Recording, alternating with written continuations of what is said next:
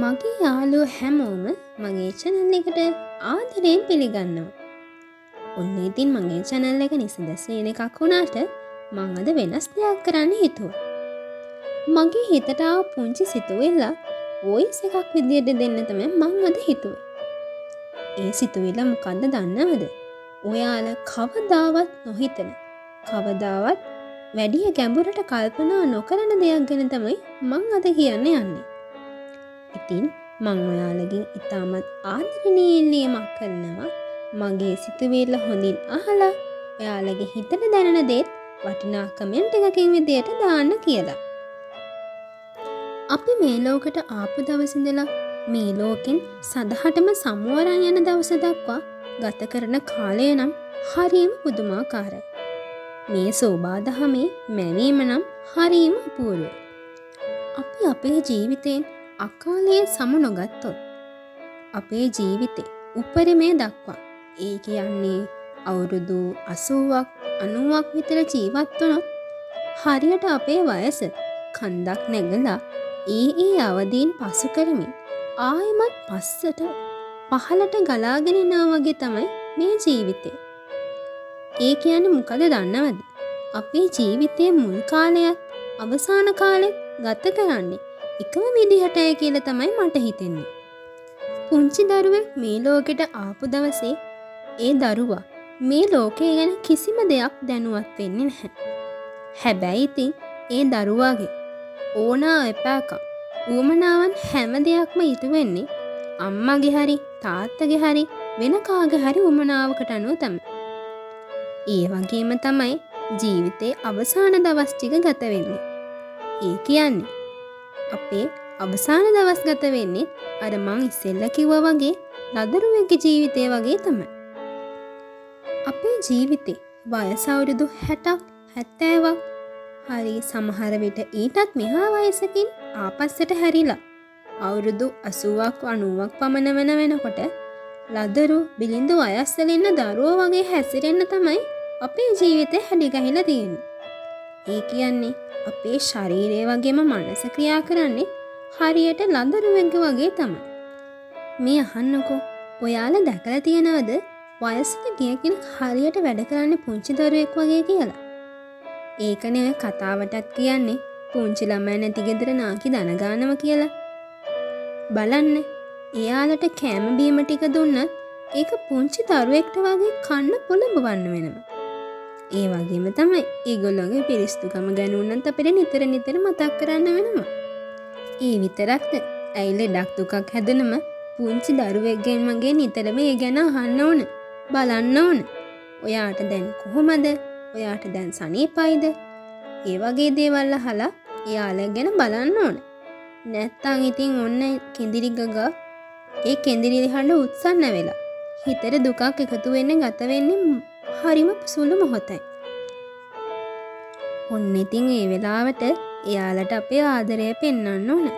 චුට්ටක් විතර උත්සාහ කරන්නත් වෙනවා. බෙහෙත් ටික අතර දීලා ඒවයේ ගුණ කියලා දෙන්නත් ඕන. එතකොට තමයි මේ බෙහෙත් ටික බොන්නේ. අනේ ඉතින් එතකොට නම් හිතනවා ඇත්තටම මේ ඉන්නේ පුංචි දරුවෙක් තමයි කියලා.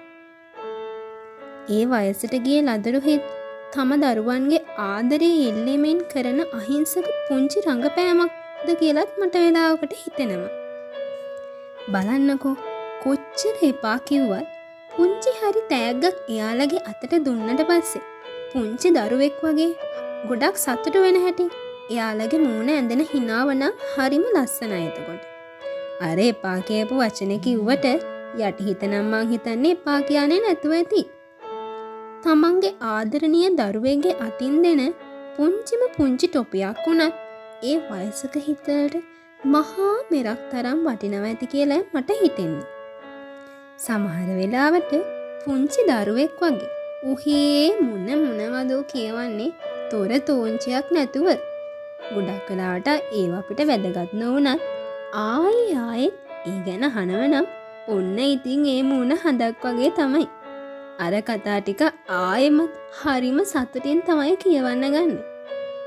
මට හිතෙන්නේ අපේ පුංචි ආදරණීය වචනයකින් ඒ හිත් කොච්චරක් නම් සතුටු කරන්න පුළුවන්ද කියලා තමයි හිතෙන්නේ. ඒ වගේම මේ හැම දෙයක් අතරෙම පුංචි පුංචි දඩම්පරකම්, අකීකරුකම්, නොහොඳ නෝක්කාඩු වගේම චෝදනාවලින් නම් කිසි අඩුවක් නෑ. මේ වැඩිමහලු බෙලෙදු ජීවිත කොහොම හරි බලන්නේ තමන්ගේ ආධිපත්‍ය අනසක පතුරවන්න. ඒකට ඒගොල්ලෝ ගන්න උත්සාහයක් නැති තරම්. ඒ කරන උත්සාහයට ඒගොල්ලෝ දිනපතා රකින සීලයද අමතක වෙන්නේ මේ අහිංසක හිත්වලටත් හොරින්මයි. ඉතින් මේ දරුවෝ වගේ හැසිරෙන අපේ වැඩිමහල් දෙමව්පියන් දිහා අපේ දරුවෝ වගේම බලනවා නම්, දරුවෝ දිහා වගේ ආදරෙන් බලනවා නම්, දරුවන්ගේ හිත් වගේම මේ අහිංසක හිත්වලටත් සතුට ගේන්න ඇත්තටම අපි හැමෝටම හැකි වේවි. බලන්නකෝ, පුංචි දරුවෙක් නැගිටලා ඇවිදින්න, දුවන්න පනින්න වාරු ගන්නවා වගේ තමයි සැර යටියකට වාරු වෙන ඒ වාරු නැති දෙපා අඩියක් තියන්න ගන්න උත්සාහය. ඒ වෙලාවට නම් ඉතින් කවුරු හරි ළඟ ඉන්නම ඕන. ඒ මොකටද දන්නවද? ඒ වයසක හිත්වලට ඔල්වරසන් දෙන්නත් ඒගොල්ලෝ වැටේවිද කියලා බලාගෙන ඉන්නත් තමයි. හැබැයි ඉතින් මේ විදියට ආපස්සට එන ජීවිතේ අවසාන කාලවකවානුව නම් ගෙවෙන්නේ අලුත උපන් හැරෙන්න පෙරලෙන්න බැරි ලදරුවේ අහස දිහා බලාගෙන ඇඳක ඉන්නා වගේ තමයි.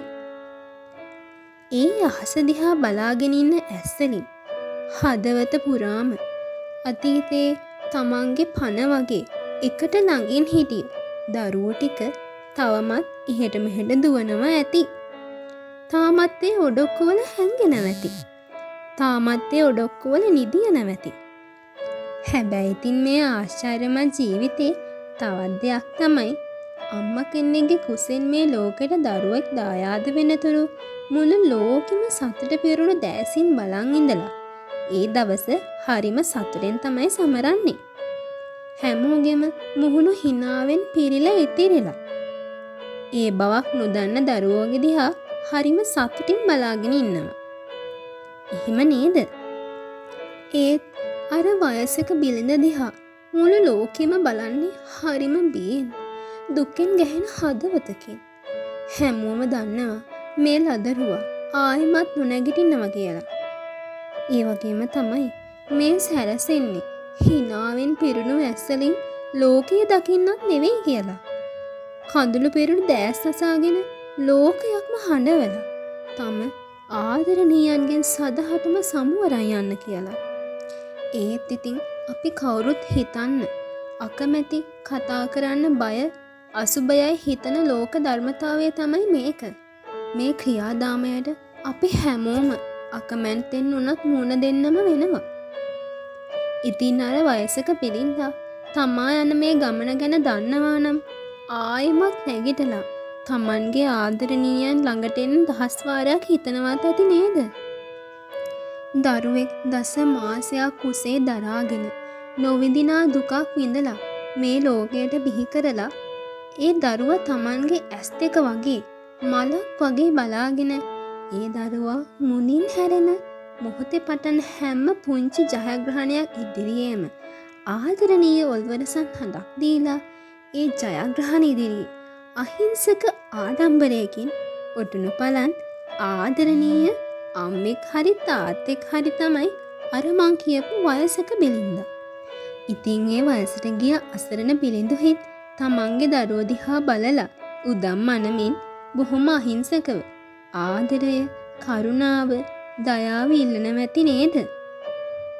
එදා ගෙදරින් ගිය තමන්ගේ ආදරණීය දරුවෝ එනකල් ඉඳිවටට වාරු දීලා බලාගෙන උන්න ඔය දැස් අදත් ලෙඩ ඇඳේ විට්ටමට වාරු දීලා බලාගෙන ඉන්නවා ඇති. තමන්ගේ දරුවෝ කොයි මොහොතක හෝ තමන්ගේ දයස්මානයට ඒවි කියලා. ඒ හිත්වලට දැනෙන හැඟීම්, දැනීම්, ආශාවන් වචනවලට පෙරළුවේ නැති වුණාට ඒ බිලිඳු යටිහිත් අහිංසක බලාපොරොත්තු වෙන්නේ තමන්ගේ දරුවන්ගේ ආදරය, කරුණාව, දයාව විතරමයි කියලයි මට නම් හිතෙන්නේ. අපි කවුරුත් නොහිතන මොහොතක බලාපොරොත්තු නොවන ඒ අසුබ මොහොතට කොච්චර අකමැති වුණත් ලෝක ධර්මතාවයට අනුව මුහුණ දෙන්න වෙන්නේ මේ తాවකාලික ලැබුම්හලට එන මගියා කවදා කොයි මොහොතක හරි එයින් පිට වී යා යුතු වූ නියමය නිසාම තමයි. ඉතින් අන්නේ උදා වෙන අසුබ දවසේ අසුබ මොහොතේ බලාපොරොත්තු ගොන්නක් එක්ක දෑස් තල්වාගෙන සිටි ඒ ජීවිතය සදහටම නිහඬ වේවි. ඉන් පස්සේ ආයේ කවමදාකවත් කවුරුත් එනතුරු ඒ දෑස් මග බලා නොඉදීවි. ඒ සීතල දෑත්වලට උණුසුම් දෑතක ආදරණීය උණුසුම නොදැනේවි. වැටෙන කඳුලක් එක්ක දෙන උණුසුම් හාදුවේ උණුසුම ඒ සීතල නළලට නොදැනේවි. කොච්චර මල්ලරන් ආවත් මල්වලට කොච්චර ආස වුණු කෙනෙක් වුණත් පියවෙච්චි දෑස් ඒ මල්වල ලස්සන බලන්න වැසුණු වැස්පියන් නොහරේවි. ඒ වගේම තමයි ආදරණීය වදනක් ඇහෙනතුරු බලා සිටි දෙසවන් කොච්චර ආදරණීයව කතා කරත් වැසුණු දෙසවන් අසා නොසිටීවි. කවුරුන්ම හෝ එක්ක වචනයක් දෙකක් කතා කරන්න කොච්චරක්නම් ඒ හිත මඟ බලාගෙන ඉන්න ඇතිද? ඒත් වචනයක්වත් කතා කරන්න ඒ ගොළු වෙච්ච මුව ආයෙනම් නොහරීවි. අඩුම තරමේ මහ සෙනගක් පිරිවර ඇතෙක් ඇතින්නියක් වගේ ශක්තිමත්ව තේජාන්විතව ගෙවූ කාලය නිමා කරලා තනියෙන්ම යන ගමනක් යන්න යනවා කියලාවත් ඒ හිත දන්නේ නැතුව ඇති සමහර විට. ඉතින් මට හිතෙන්නෙම එකම එක ආදරණීය වචනයකින් හරි ඒ බිලිඳු හිත් පිරිනමදිනවා නම් තව එකම එක මොහොතක් හරි ඒ වයසක බිරිඳු ඇස් hina වෙලා හිඳීවි. Taman යන්නම යන ගමනත් සතුටින්ම නික්ම යාවි. මේ කෙලවරක් නැතිව ගලාගෙන එන සිතුවිලි මහා සාගරයක් වගේ. හිතන්න නම් ගොඩක් දේවල් තියෙනවා. වෙලාවකට හිතට බර වැඩි කියලාත් හිතනවා. එහෙනම් ආදරණීය යාළුවනේ, මෙතෙන් සිට ඔයාලගේ හිතවලට ඉපදෙන සිතුවිලි වලට මම ඉඩ දෙන්නම්. මේක මගේ හිතට ආපු සිතුවිල්ලක් වුණාට මේක ඔයාලා අත්දැකීමෙන්ම ලැබපු දෙයක් වෙන්න ඇති. ඔයාලට ආදරය දුන්න ආදරණීය අම්මකින් හරි ආදරණීය තාත්තකින් හරි ඔයාලට පුංචි කාලේ ඉඳලා ආදරය දුන්නු ආදරණීය ආච්චි අම්මකින් හරි ආදරණීය සීයාගෙන් හරි ලැබපු අත්දැකීමක් වෙන්න ඇති.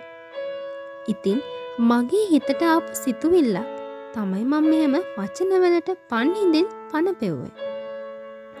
ඉතින් මෙච්චර වෙලා ඔයාලා කැමැත්තෙන් හරි අකමැත්තෙන් හරි මගේ සිතුවිලි වලට ඇහුම්කම් දුන්නට ගොඩාක් ස්තුතියි.